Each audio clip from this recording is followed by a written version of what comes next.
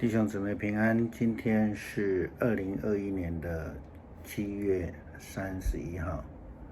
今天的经文是诗篇51篇第1到12节，士师记第6章第1到第10节，马太福音第16章第5到12节。我们今天要分享的主题是预防发酵。发酵其实是有两面的，也有好的，也有不好的。好的发酵能够使食物变得更美味可口，也会帮助我们的身体了哈。那坏的发酵呢，我们台湾话称之为超生啊，就是东西坏掉了。耶稣基督以发酵的来比喻坏的影响。他用来指明法利赛人以及经学士这些人的负面影响。或许我们可以从另外一个比喻或是说法来类比这个教导，就是说一个苍蝇屎坏了一锅饭啊，坏的影响只要一点点就会让整个变质啊，整锅饭就坏掉了。如同我们说菇。也有食品菇，也有非常好的，那也有发霉的。我们说台湾话说生菇了哈，长菇了。我们必须来思想耶稣基督在这里所说的法利赛人撒都该人的酵到底是指什么？法利赛人、经学士、撒都该人、犹太教祭司们他们的问题到底是什么？在圣经里面到底在讲的是什么东西？我们用几个角度来切入。第一个，这些人自以为义，他们许下那个税吏的祷告，说还有那个罪人的祷告，哪像我们是多么有义的人，他们认为自己非常敬虔，所以他们在宴席的时候自己去做大位了，结果被请下来了。第二个，他们假冒伪善。他们穿着华丽的袍子站在路边，故意要让人家请安，然后故意大声祷告，表示自己非常的虔诚。他们奉献很多，却故意要让人家知道。素行不良，素行不义，他们到处作乱，阻挡耶稣基督的传道。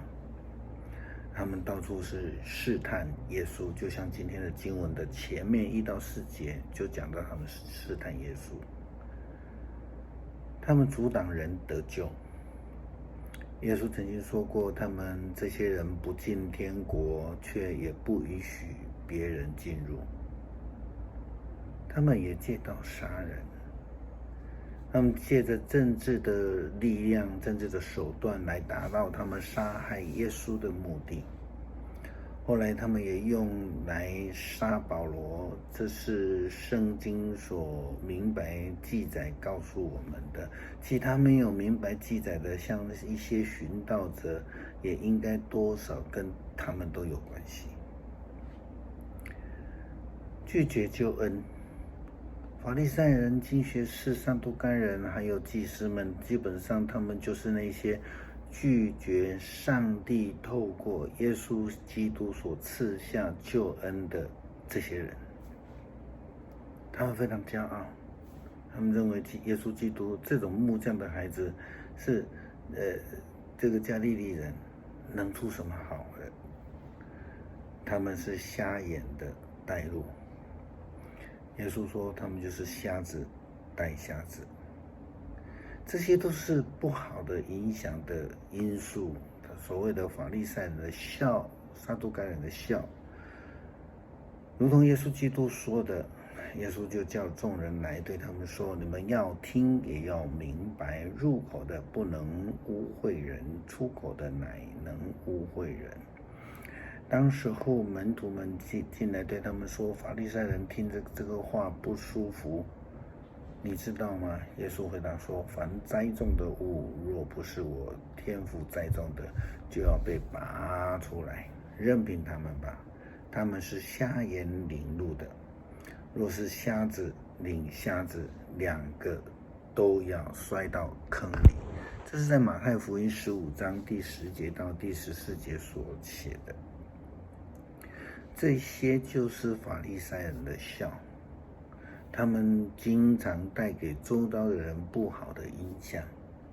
这样的影响在初代教会也经常的发生，成为教会福音的阻碍。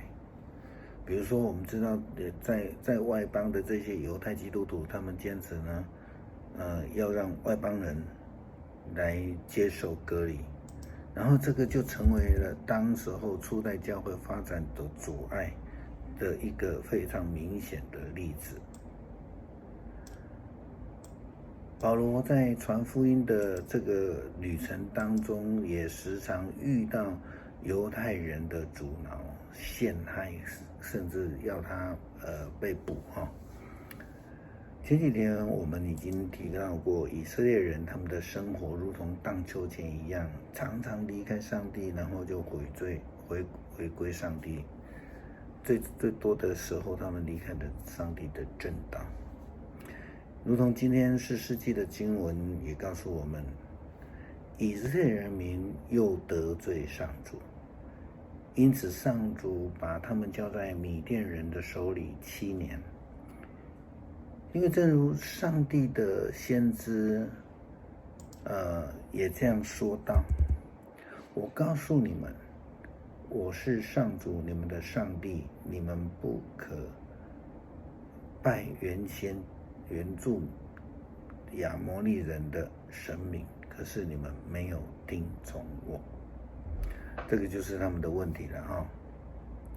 虽然上帝曾经带领过他们，保守他们，并且赐福以色列人，可是他们仍然受到不好的影响，去拜了当地人的偶像，离开了上帝。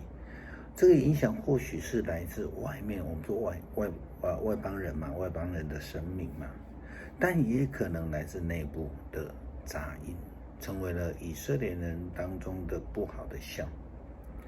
我们从今天的经文马太福音第16章第5节到12节的经文提到，提防法利赛人、撒都该人的笑，来指明这些事情。我们也看到15章第1节到第4节也记载了法利赛人跟撒都该人他们试探耶稣的事情。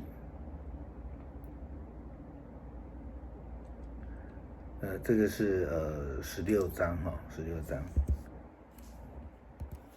那我们看到他们在那边试探耶稣，要请耶稣从天上显神迹来证明他自己，但耶稣说这是不好的笑。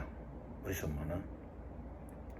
因为其实这些人，法利赛人、撒都该人，或是经学士，甚至我们说的祭司，他们都懂得上帝的启示。这群人就是这样子，可是他们却用试探的方式装成不会，装着不懂，要求耶稣基督显天上的神迹来证明他自己。耶稣就回答他们说：晚上天发红，你们就说天必要晴；早上天发红又发黑，你们说今日必有风雨。你们知道分辨天上的气色，倒不能分辨这时候的神迹。一个邪恶淫乱的世代求神迹，除了约拿的神迹以外，再没有神迹给他们看。这就是非常清楚的，他们懂不是不懂，他们的问是试探，不是求教。基督徒就要非常小心，我们是懂的人，我们知道救恩，我们不要随意就受到影响。虽然耶稣说到提到的是法利赛人以及撒都该人的影响，但是我们想一想，这群人在当时候代表什么？他们代表的就是旧的传统，所以他们受到了影响。所以因此我们要想一想，有什么样的事情会影响我们呢？在现在我们的环境当中，传统民间宗教的影响吗？当然会。最近牧师听说有一位自称基督徒的人呢，告诉他的非基督徒朋友说，圣经说不可以海葬，不然就会招惹水鬼。这怪了，牧师从来没有读过这样的经文，我不知道他的圣经说是从哪里来的啦哈。但如果说要把尘归尘，土归土这样子的教导变成说不能海葬，这个真的是有问题。事实上，这是受到民间宗教那种禁忌的影响。在教会里面，有时候我们有另外一方面的笑，就是过分的保持传统跟过分的保守，就像耶稣时代那个法利赛主义一样。好了，讲到这里，就我们提到了，让我们自己来想一想，什么是我们必须要预防的信仰发酵呢？让我们一起来努力。